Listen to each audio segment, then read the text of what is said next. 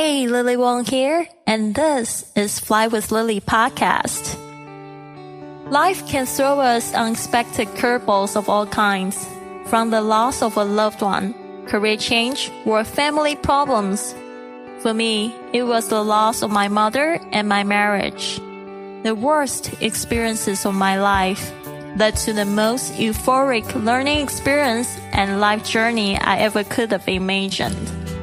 My journey let me dive within myself, overcome my fears, drop disempowering beliefs, and remove mental limitations. From motivation, language learning, business, nomadic life stories or world travel, to just plain dropping your baggage. Fly with Lily podcast offers the inspiration you need to open yourself to this world of opportunities without limits.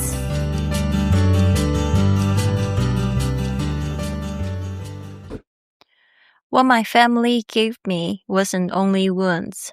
It was the wisdom to choose love differently. Sometimes I find myself wondering, how did my parents fall in love? It's a question I've carried for many years. The story, as my father told it, when he just turned 40, he met my mother at a department store in Kaohsiung. She was a cashier. He saw her and thought she was beautiful. They were both from Hakka tribe, the same dialect, the same roots, and the conversation came naturally. They started dating.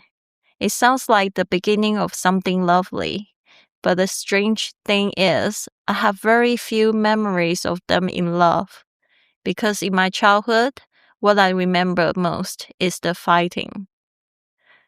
My family was always complicated. It was full of freedom, full of love, and also full of chaos. To the outside world, my father was a successful lawyer, loyal, generous, the kind of man who wouldn't charge clients who couldn't afford him, who would lend money to friends without hesitation. But at home, he was a different person. He had a fierce temper. He would rage at my mother. Sometimes it went further than words. Divorce was a constant threat in our house. My mother often didn't come home at night. As a child, I lived inside a low hum of unease that never quite went away. And yet, they both loved me. I never lacked for anything. Toys, stationery, pocket money, whatever I wanted, they gave. The piano lessons and the English classes I took were almost always my own idea, never forced on me. They didn't restrict me. They didn't control me. But that freedom also came with a kind of neglect. From first grade onwards, they stopped walking me to school, even after I encountered strange men on the road. They believed children have to learn to grow up on their own. So I learned independence early, and I learned early to observe the adult world and try to make sense of it. My parents were two completely different people. My father was expressive, direct, quick to ignite, and quick to calm. My mother was something else entirely. Quiet, elusive, a free spirit who lived inside her own world. She was close with her sisters, but distant at home. She appeared and disappeared without explanation. I never quite knew what she was thinking. Around third grade, I began to understand that they had already separated. My father would complain to me about my mother, her spending, her absence. He told me about other women he had met, asked if he could introduce them to me. My mother never explained herself. She never spoke a word of grievance to me. Can you imagine a little girl in third grade, caught between two adults, trying to understand the world no one had told her was too heavy to carry? My father told me once that my mother had met a married man at a singing club. The man's wife eventually came looking for her. That day, I heard terrible sounds from inside the house. I didn't see what happened, but I knew my father had hit her. The fear from that day never fully left my body. It isn't a clear, sharp memory. It's more like a tremor, something that lives in the body and returns without warning in certain moments years later. After I left Kaohsiung for university in Taipei, my father invested in a KTV karaoke club. In those years, he and my mother went there together almost every evening, singing, drinking, sitting side by side. In some way, in their later years, they seemed to find their way back to each other. Not perfectly, but enough to be company for one another. And my mother passed away during that time.